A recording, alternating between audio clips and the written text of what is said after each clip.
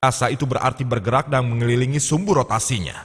Jadi Al-Quran mengatakan matahari dan bulan mereka bergerak sekaligus berputar mengelilingi rotasinya.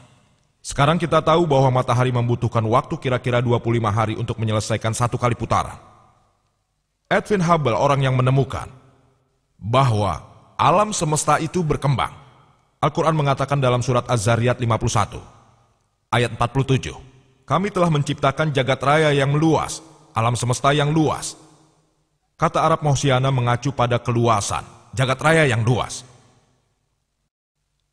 Maka topik pada bidang astronomi yang disentuh Dr. William Campbell akan saya sanggah. Insya Allah saya sanggup. Dr. William Campbell menekankan beberapa hal mengenai siklus air.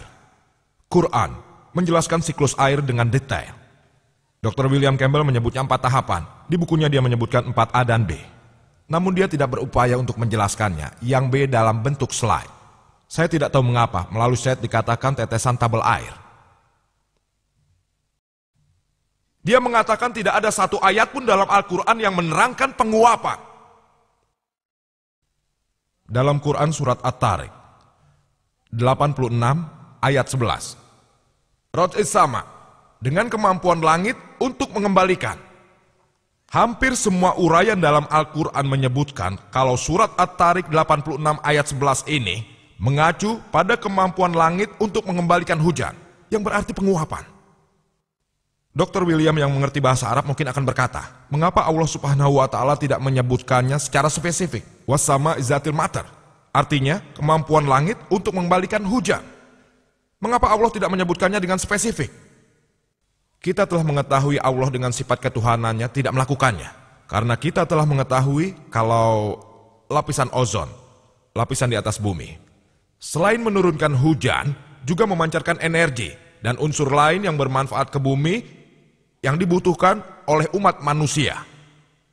Lapisan ini tidak hanya menurunkan hujan, seperti yang kita tahu. Lapisan ini juga memantulkan gelombang telekomunikasi, televisi, radio, sehingga kita dapat menonton TV dan berkomunikasi serta mendengarkan radio. Selain itu, lapisan ini bahkan memantulkan sinar-sinar berbahaya dari luar angkasa atau menyerapnya. Misalnya, sinar matahari.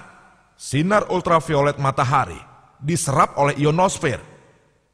Dan jika itu tidak dilakukan, tidak akan ada kehidupan di bumi ini. Jadi Allah Subhanahu wa Ta'ala Maha mengetahui.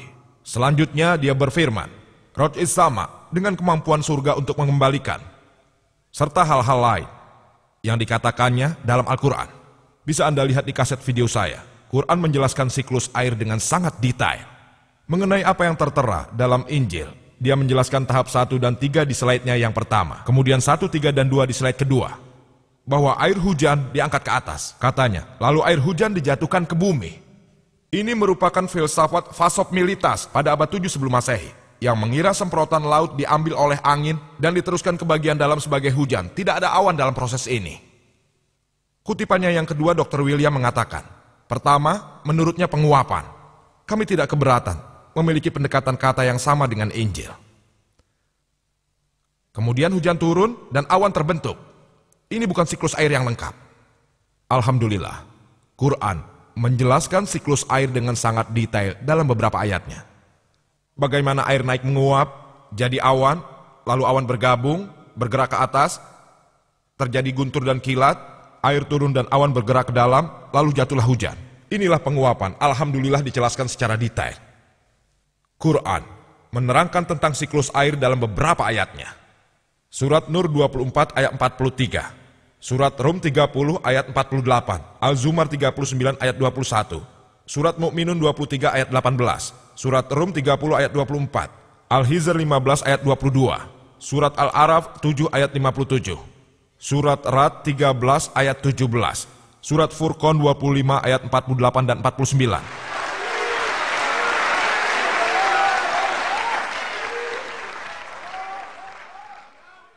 Surat Fatir ke-35 ayat 9, Surat Yasin 36 ayat 34, Surat Jathiyah 45 ayat 5, Surat Kaf 50 ayat 9, Surat Al-Waqiah 56 ayat 68 dan 70, Surat Al-Muluk 67 ayat 30. Quran yang agung menjelaskan siklus air dengan sangat jelas sekali.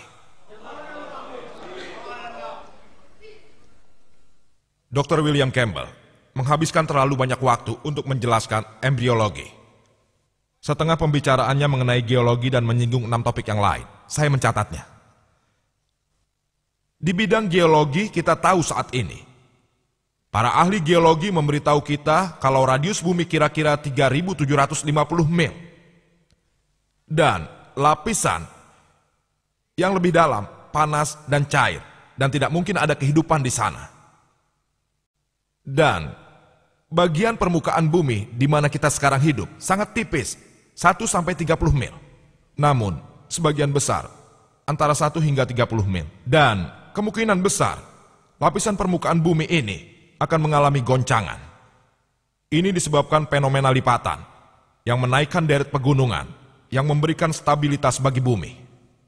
Dan Quran menyebutkannya dalam surat Naba 78 ayat 6-7. Kami telah menciptakan bumi sebagai suatu permukaan yang luas dan gunung-gunungnya sebagai tiang. Quran tidak mengatakan gunung menjulang tinggi seperti tiang. Gunung adalah tiang. Autat dalam bahasa Arab berarti tiang atau pasak tenda.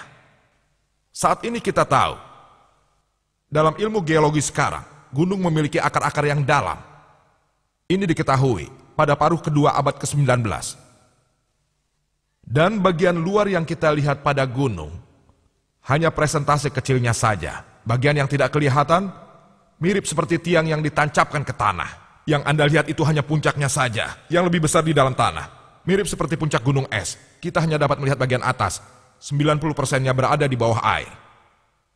Quran mengatakan, surat Ghosiyah 88 ayat 19, surat Naziat 79 ayat 32.